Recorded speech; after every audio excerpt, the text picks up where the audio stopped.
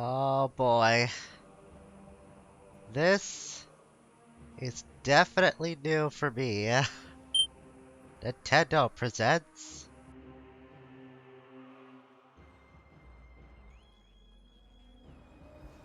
developed by Retro Studios, a well-known trilogy in today's landscape, and a very popular one too from what I've heard.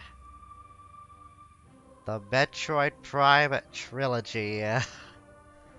Greetings all, it's Blue Knight, and welcome to my next project, something that I have been waiting to do for literal years.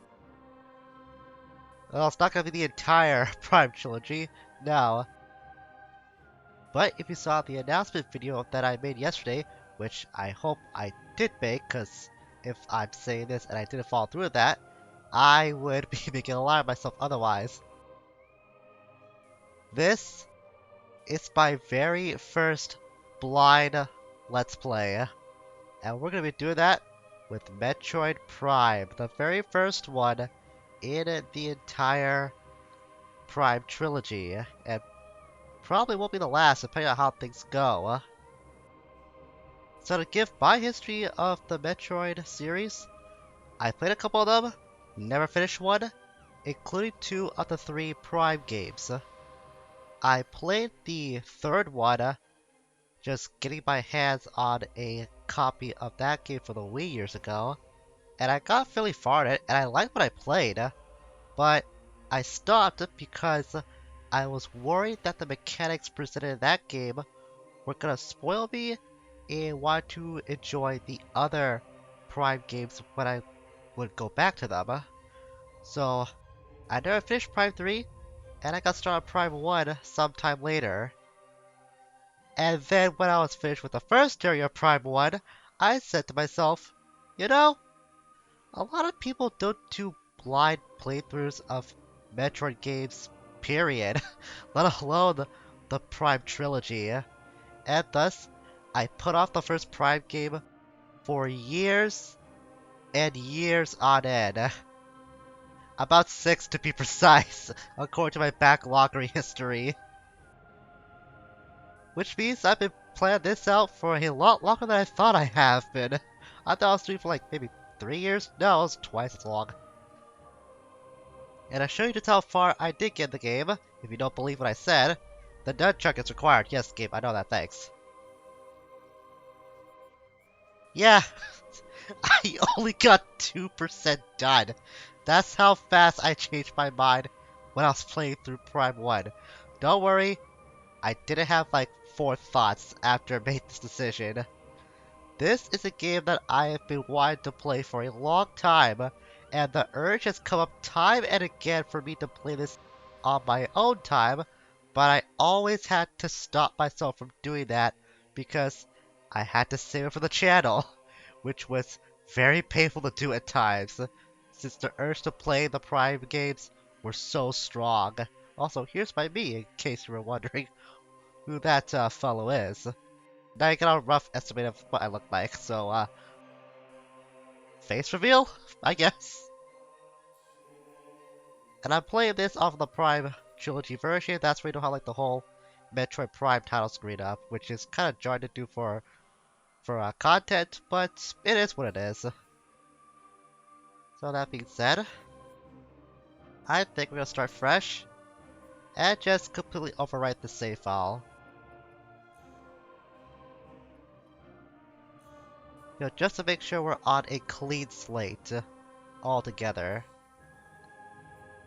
And now, here we go, my very first blind playthrough ever on the channel after knowing what I've been doing for years upon years.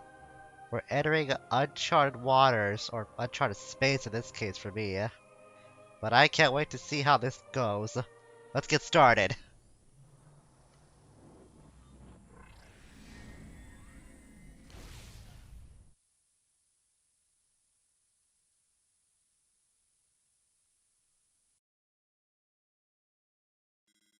Identified distress beacon has been tracked to a derelict space vessel in orbit above Tallon IV.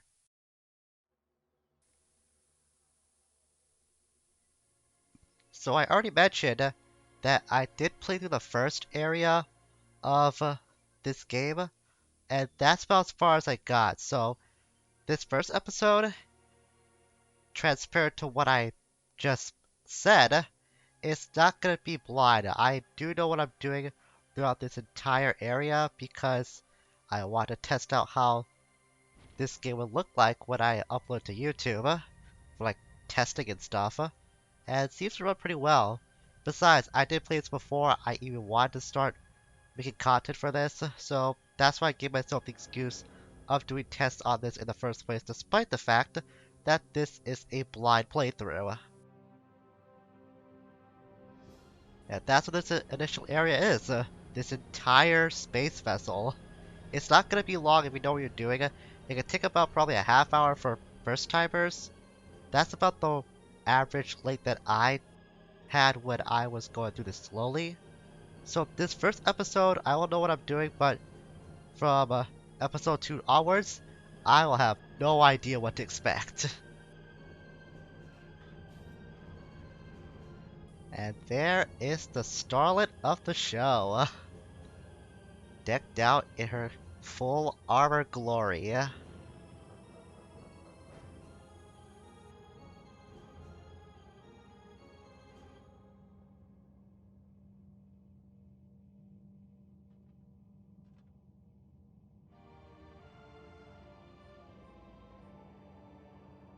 And I'm telling ya, for what little I played of the Prime games before, I'm really invested into how atmospheric everything is, and how the music is like too. So I know the basic controls off the get-go, so we'll be going into focusing on the tutorial for very long. I'll try to get through this as fast as possible, but I'm not making any promises. I'm the kind of player that likes to take his time exploring stuff. So you're all gonna see what I look like when I am experiencing a game for the first time. I like to be as meticulous as possible. Granted, this means I won't be going for 100%. I'll try my best to find stuff that I can't get the first time around. But like I said, I can't promise this will be 100% playthrough. I think in this game, scanning for information is a pretty big requirement to complete this game, and I'm not sure just how strict you have to be with scanning stuff, or how frequent you have to do that to get stuff that is required for completion. So I'm just gonna get what I can find. But this is a game I feel like I will like to complete someday. It does seem right up my alley to 100% something like this, which kind of makes this game the very perfect choice for me to do my first blind Let's Play on, because it just feels like it fits up my alley when it comes to genres of games like platforming and looking around finding stuff. I'm not much for like shooter games that much, but Prime 1 is an exception. I do like what I have played in the past. In any case, we found a new creature, a parasite. Interstellar vermin travels in swarms. I know these guys pretty well because you do find them a lot throughout this entire spaceship. Indigenous to the planet, a single parasite is harmless to larger life forms. However, they tend to travel in large groups, swarming over potential prey. Such swarms can be dangerous. Though these guys can be taken out in one shot. He may have escaped, but I'm pretty sure I blasted him. I do know we can scan this corpse right here. A space pirate. One of the toxic, I guess, crowd that Samus is known to have a history with. Death caused by a severing of the spinal cord. I also know we can scan this thing. Hylos radiation detected. Whatever it is, it's pretty big. Oh, I can scan the face of it too, I didn't know that. Analysis shows incredibly large muscle structures surrounding the jaw area. Fluid sacs containing acid are also detected. Not all we can scan off of here. There's another space pirate. Death caused by severe flame damage to exoskeleton.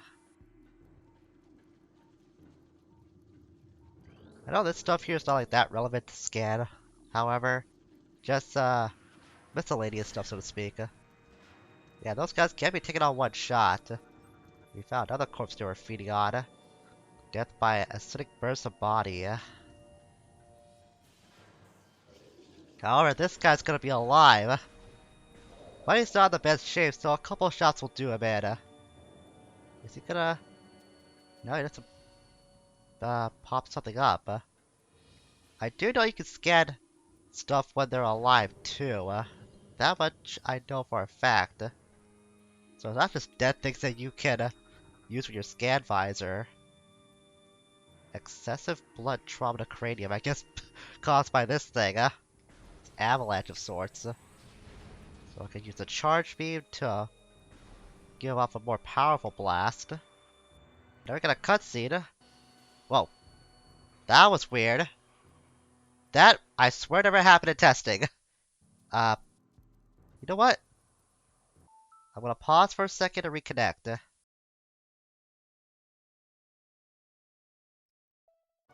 I swear that has never occurred before. Let alone not just for this game, for like any game I play with Wii controls. That was entirely new. I just put my hands up for like a second, and that pop-up just came up. That was something brand new. I also know that you can hit the C button to go into Morph Ball form, which is how you can get into this area. And you can scan this doohickey, this hologram rather, to learn the map station. And this is how you can get access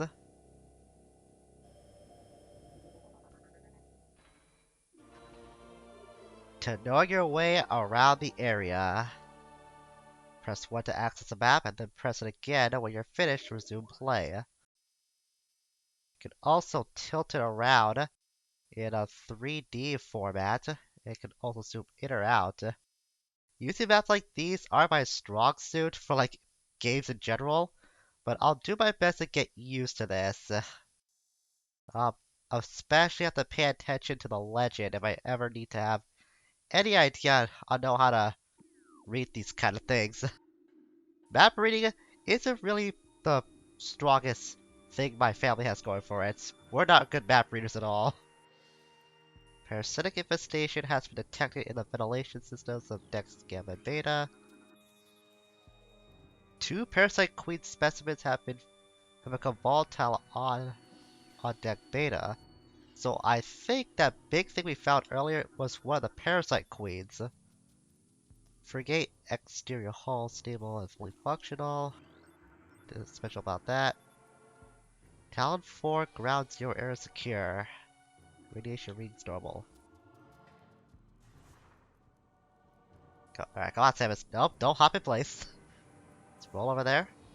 There we go. One small thing that I didn't know about this game until fairly recently is that, surprisingly, the Prime games are able to run in 60 FPS, which is very impressive considering that this game came out in 2002, and the other games in the Prime Trilogy can also run at that same frame rate. That just speaks volumes of how resourceful Retro Studios must have been back in the day, because games on the GameCube don't run at 60 FPS that often, let alone like 3 occurring in the same genre, or the same series rather. So hopefully, this will be the first LP that I do in a long time that it's gonna be presented in 60 frames per second, which I'm very excited about. I did test out how that will look on YouTube, and the difference between that in 30 FPS and 60 is very noticeable. Okay, this is what I was expecting to find earlier when we were doing the Space Pirates. New research entries being entered. These are small energy orbs, I guess. They can replenish some units of energy. I gotta stop hitting the A button. That's primarily a jump button. You think of how many platformers I've played over the years that I would be able to not do that that much. Here's a new creature, quote unquote. But it's really just an auto defense turret. You can use the missiles. You can use missiles to break these things. Also, this gives you an idea on how targeting is gonna be very handy for you, just by holding down the Z button. I know for a fact we can scan this terminal and get some pirate data. Space pirate encrypted data found and decoded. Zebs has fallen. All ground personnel are presumed dead, either killed by the hunter-clad in metal, or in the subsequent destruction of the underground facilities. Our research frigates Orpheon, Syracuse, and Volparagon were in orbit at 0 hour and managed to retreat. Frigate Orpheon is now decked at Vortex Outpost. Orpheon's cargo appears to have a 100% survival rate. Metroids are healthy, but on restricted feeding schedules due to uncertain supply status. We are ready to begin research on the Metroids and other promising life forms. Security status remains at Code Blue, no signs of pursuit from the hunter. So I'm guessing this was a pirate vessel, and they were trying to do some research slash experimentation on creatures for reasons I do not know yet. By the way, because it's a blind playthrough, it should go without saying, I don't want any spoilers on this game whatsoever. As I've already stated, this area is as far as I've gotten, and I have not gone any farther. I know I can scan that though. That is missile ammunition. The game will teach you this later on, but you can use a charge beam to attract power-ups if they're out of your range for being on ground or by jumping.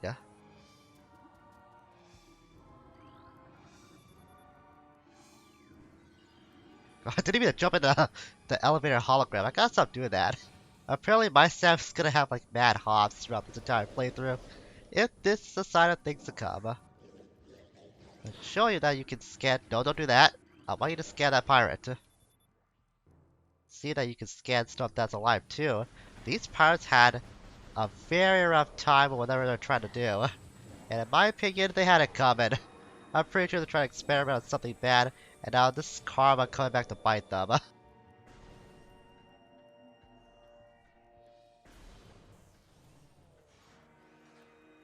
Oh, wait. I forgot there's another turret here. You can use the down on the D-pad to dispense a missile in case you were wondering how that worked.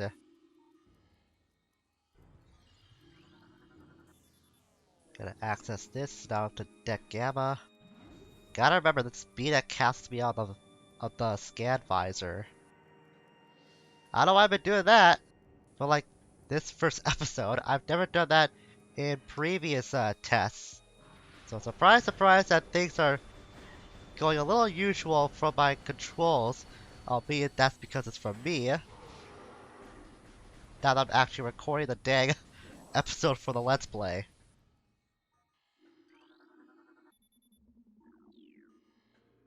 This is gonna teach you how to use the Morph Ball in case you didn't know how to do it before.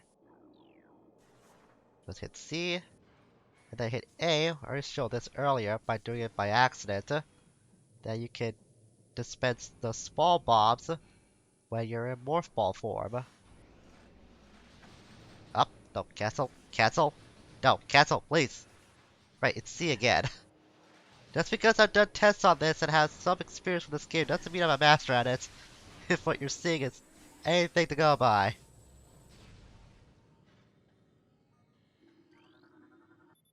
Get that open. But gotta remember, oh wait, there's another corpse here. And he died by 4 acid birds. I almost forgot about this because I didn't touch this when I was doing my tests. It's save. Alright. Oh, alright. Energy fully replenishes when you use a save station. I gotta keep that in mind too. I should know that from like general experience playing other Metroid games, but I just didn't think of that for whatever reason. And this does add over to my logs as well. Don't jump back into it, Samus. It's my own fault too. I have no one else to blame. Can't even blame Samus for that. It is pretty appropriate that I am getting this recorded now because at the time that I am recording this episode, Metroid Dread is now come out, which is a pretty big deal since I can't remember the last time a Metroid game with this much hype had come out. Hey, don't do that! Right, the door closed, we don't go through it. As I was saying, I can't remember the last time a game of the Metroid series with so much hype had come out to such positive feedback. I'm not getting it myself anytime soon because of, well, I want to play the Prime games first. But Dread is something I want to get on my own time in the future. But that's not going to happen for probably years, knowing me.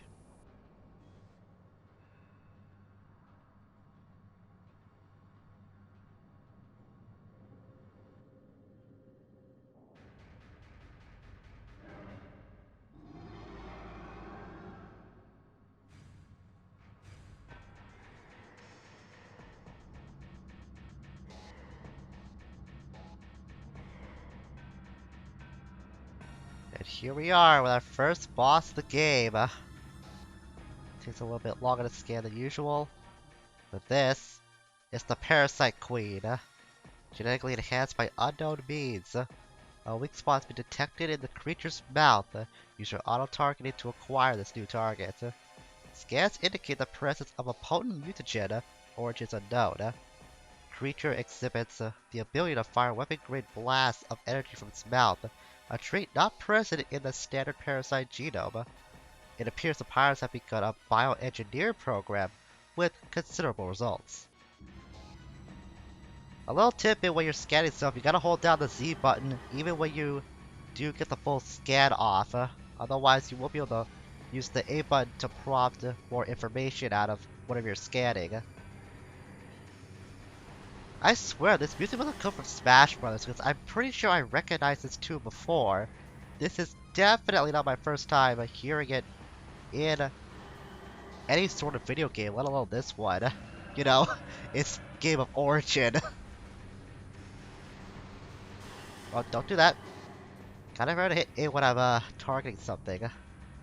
It's pretty funny that this is like the second game that I'm doing for content that requires targeting in any way. This almost like resembles Z targeting from Metroid. Or not Metroid, from Zelda. I do remember that missiles do hurt the Parasite Queen even more than just blasting it. That's why I've been using my missiles a little more. Now, this fight. Almost all of them, actually. Can't get enough of this music, man. It's very, very good. As we have defeated the Parasite Queen.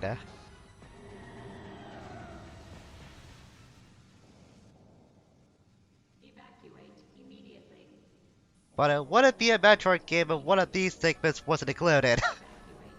So, now we know for sure this is Prime Metroid material, part of the pun. But don't do that yet. Or like ever actually, because we're now gonna race against the clock. 7 minutes to get out of here. Yeah, Samus would have like the worst luck in the world. It feels like almost every place she goes to just ends up blowing up in the end for whatever reason. But then again, I'm just having like an assumption here. That's probably not true. But it does feel like that. Well, screw that guy. Hey! What are you doing? Don't you hear the alarm? You're supposed to evacuate, not go after me. Guess he's part of the no survivor mentality. Now that guy's doing. Yeah, there's a good amount of these pirates left. I really like this area because it's a good way to act as a tutorial map. You're going after enemies that aren't that strong, so you're able to get an easy idea on how fighting works, regardless of the enemies in full health or not. And you're also pretty powerful as it is off the get-go. That way you won't have much trouble combating them or taking damage yourself. While you get a little bit of lore on what's gone down in this entire place, even just from trying to piece it together yourself when it's not presenting it clearly on what's transpired in this frigate, or frigate. I'm not sure how you say that word. Kind of an alternate between the two. But you get what I'm going at. It's a pretty good way how to introduce new players into something like this for the first time. Let's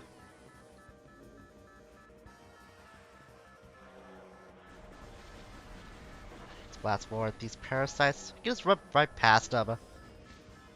No biggie. You just mess up your visor if anything else. I got 2 of these missiles left, but these turrets have not proven to be like a big threat to me yet, so I'm not that worried of taking them out. The best time I've got out of here was probably around with 2 minutes to spare, or probably 4 minutes, somewhere around that range. So again, if you know what you're doing, you won't spend much time in here. But even if you're a first-time player, you're not going to spend much time in here at all. You got plenty of time to make your escape. Now watch out for this part. This part is where they try to trick you by having this thing try and crush ya. It's pretty funny but logical design. Like you're running through those those tunnels for the first little bit, so you think that the next one to go through is just as safe. Nope, that's how they try to trick ya.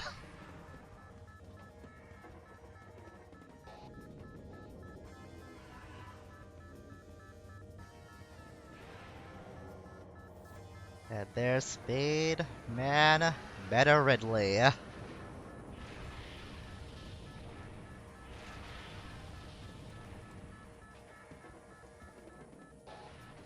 So I'm pretty sure this was all Ridley's doing. He may not look very smart, but I'm pretty sure he's mighty intelligent.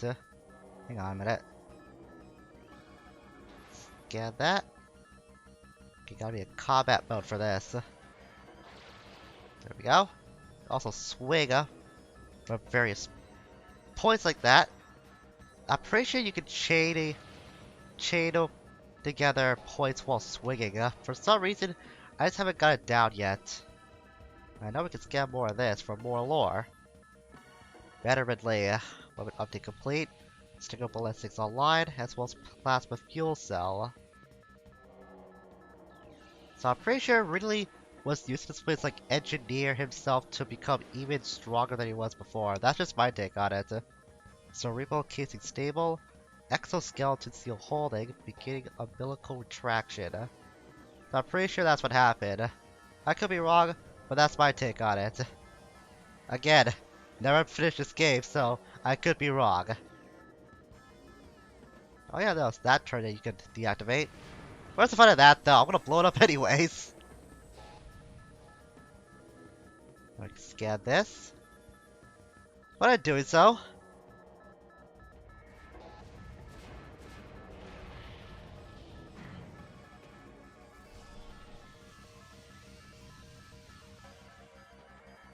We look like a complete noob now. A total rookie.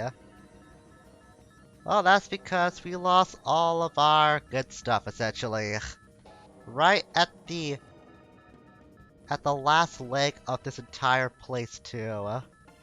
Like, you wanna see how far we were to the exit? Not that far. All it takes was literally a couple doors away. Let's wait for this to activate first. There's one. And there's the exit door. I'm not kidding. We were this close to getting away intact, but at the last possible moment, we lost all our stuff.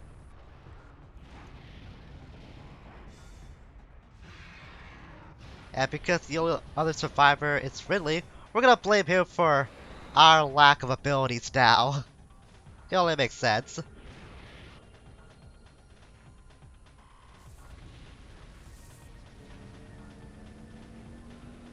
And I gotta say, for early 2002, this game looks really good. I think it still holds up today in terms of presentation.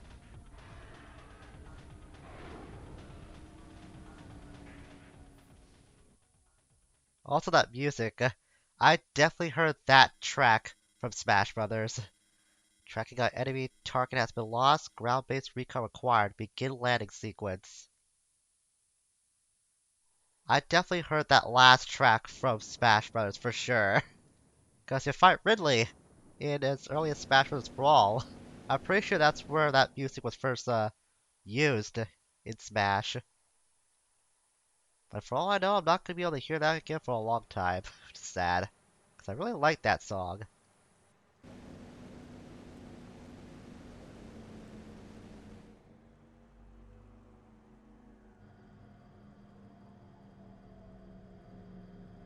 And here's the Tallon overworld.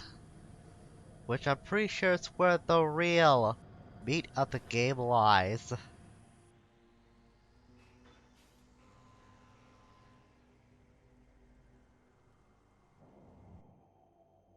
Man, we just don't look the same without our bulky shoulders now, do we?